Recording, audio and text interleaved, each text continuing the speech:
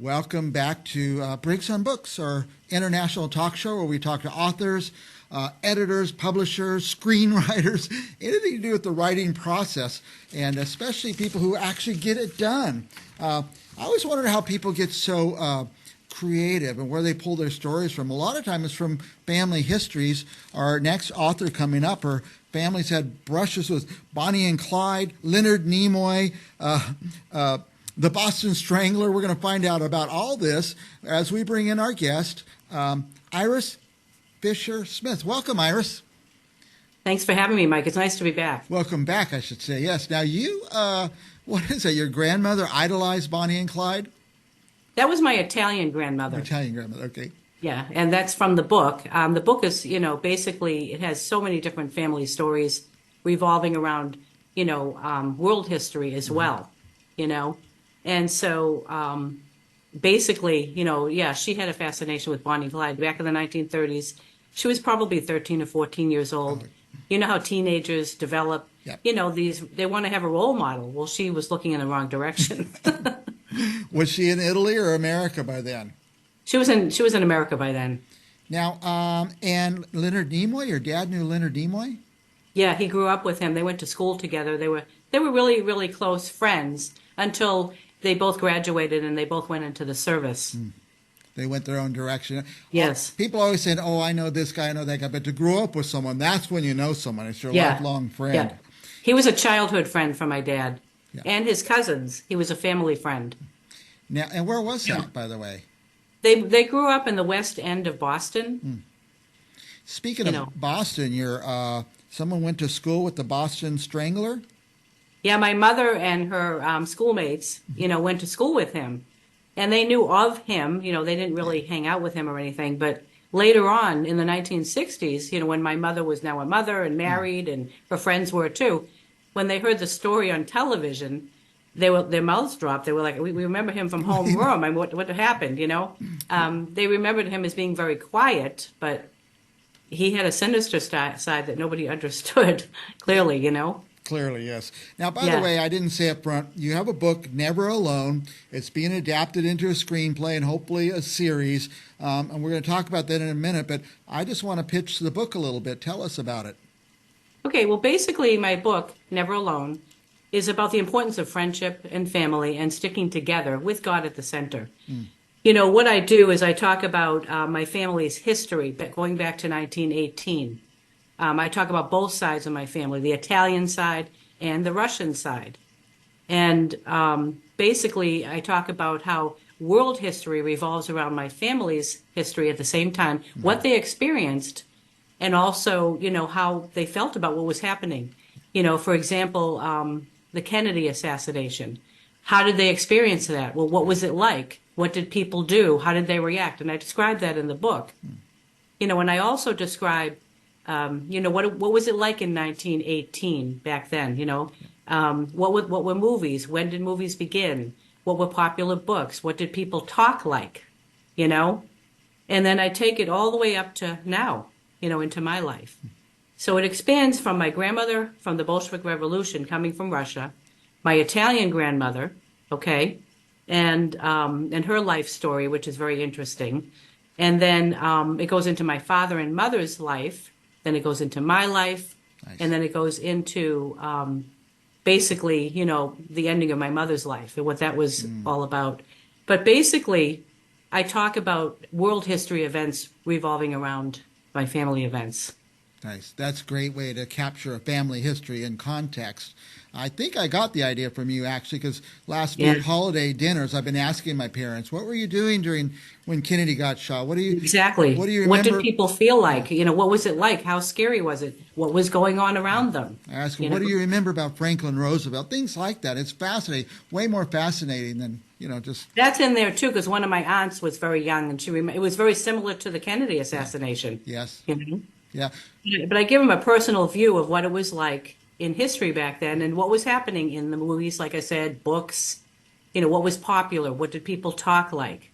The dialogue was different. I'm going to put this slide up for a minute, by the way. It shows the cover of the book. It tells you where you can order on Amazon. And my favorite word is on that page, Audible. I love Audible. So thank you. Yeah, a lot of people do. In fact, Yeah. I only had like 7 minutes to prepare for this interview, and I was trying to look it up and see if I could order it real quick. But I will by tomorrow. So I'm that age. It's harder and harder to read those books.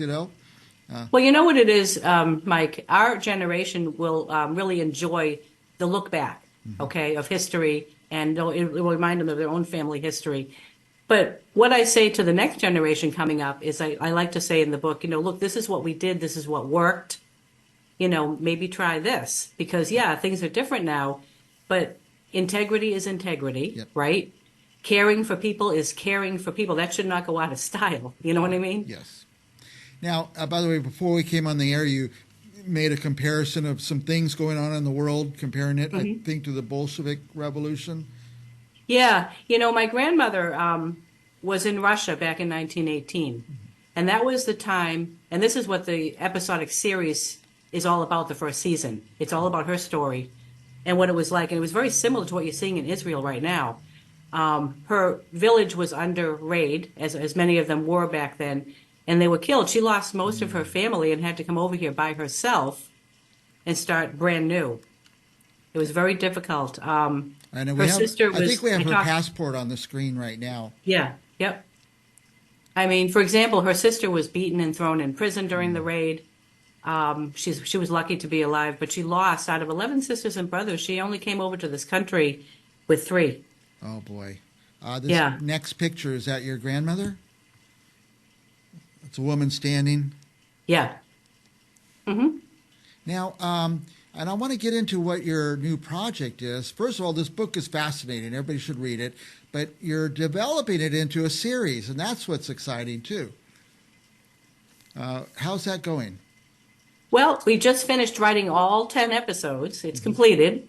And we have a producer, Judy Bell. Her picture should be there, too. And my co-writer, Vincent. There's Judy. And Judy is the one who's editing the book right now. And she's a blessing. She does so much for us. And so she'll edit it. It'll be completed. Then we'll copyright it. Then this is Vincent, I think. Yeah. Yeah. Yep. Okay. He's my co-writer. And so, we'll copyright it, after it's edited and completed. And then at that point, you end up pitching it to production companies. But it really has to be very, very precise and perfect before you do that. Probably a lot more acceptable. Yeah. Yes, and they don't want to have to do a lot of work. They get a lot of submissions, I'm sure. Yeah. They get a complete all work the time. with an editor and everything. And by the way, Vincent, here's this picture again. He's co-writer of this series, but you're the sole author of the book, I think. Yeah. Yep. We saw a picture of the lady standing. You said that's your grandmother. Now we have looks like a young man soldier. Yeah, that's my father. He was. This is also in the series. He was missing in action during the Korean War. He was taken captive by the Russians, and it was then Senator Kennedy, who was senator from Massachusetts, because we were all from Massachusetts, who was instrumental in his rescue. Now, was it your father that is Russian descent? No, he's Italian. My mother was Russian descent. Yeah, I was going to say that's going to be quite a coincidence. And then here's a young, happy couple dressed up. Well, that's my grandmother and my step grandfather. Okay. And there's a whole story behind that. I don't want to give it away. Okay. But basically, I'll just say this: when she separated from Russia and had to come over here by herself, she was engaged to be married to him, and they were separated. And she didn't see him for many, many years. She married someone else. He married someone else. And it wasn't until many, many years later that they connected. But there's a whole story behind it, and I don't want to say too much more. And is this miraculous how it happened? I guess this next picture is after they've connected, because they look very happy and not so young anymore. No, they lived together till they died together, That's nice. So the book, by the way, now that it's on Audible, I'm really going to read it this time, Iris. And I'm just so excited to hear you come on. A lot of our viewers are authors and writers and people trying to develop something. And so many of them just can't get to the end of the book and put the pencil down and take it to the next step. Oh, that's one step. And then getting something published is the next giant step. And now you've gone beyond all of that, and you're taking another step, developing it into a screenplay. Well, you have to be very determined and very committed, because it took me 5 years to write the book. Right. And then I had to get it published. And then even with the screenplay, the 10 episodes, which is very different than writing a book, now you're not telling a story, now you're showing a story, which was a lot of dialogue. That took me and Vincent 2 years to write. Right. And as I said, it's an adaptation from her Russian story, Okay. leading into my mother and then myself. Wow. Now, the book, I'm going to, like I said, I'm going to get it, but I just want to make this little point is, this is a holiday season. I have to go to so many parties where I always take a gift, a host gift with me, like a bottle of wine or something. This year I'm going to take books. So for our viewers, go to Amazon, order Iris's book, but don't order one, order 5 of them because you're going to go to a lot of parties. And the other reason I like to do that is I get other people reading the same book I'm reading at the same time, and that's a lot of fun. It really does take you on an exciting journey of history. You know, it's very up and down. I mean, it has its sad moments, but it also has a lot of funny moments. Because my family, in spite of all the challenges, were pretty jovial. You know, they laughed off a lot of things. Not that they didn't take them seriously, but my mother was a firm believer in, you know, acknowledging the problem, okay, but move on from it very quickly because you can stay stuck. And so the book has a lot of life lessons in it that I learned from my mother and other family members. It's the importance of family, right? That's right.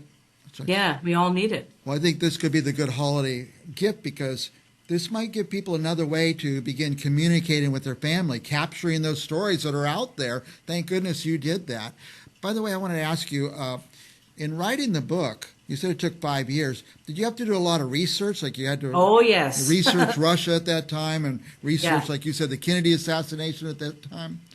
Yeah, especially if you're going to, you know, adapt it into a screenplay, you really want to be very accurate. Yeah. Especially when you're talking about history. Yes. I mean, yeah, people write stories about history and they might be a little fabricated. They might not be, I mean, we weren't there, so it's not going to be 100% true, right? Right. But what I did was I looked up a lot of the information and I was as accurate as I could be.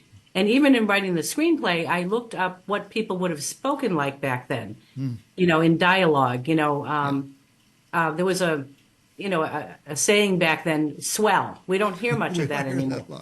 You know, oh, that's swell, you know. Well, that's Jim Dandy. You know, that's like way back in the 1920s. And so I have a lot of dialogue with a lot of that stuff in it. And it's very interesting, you know.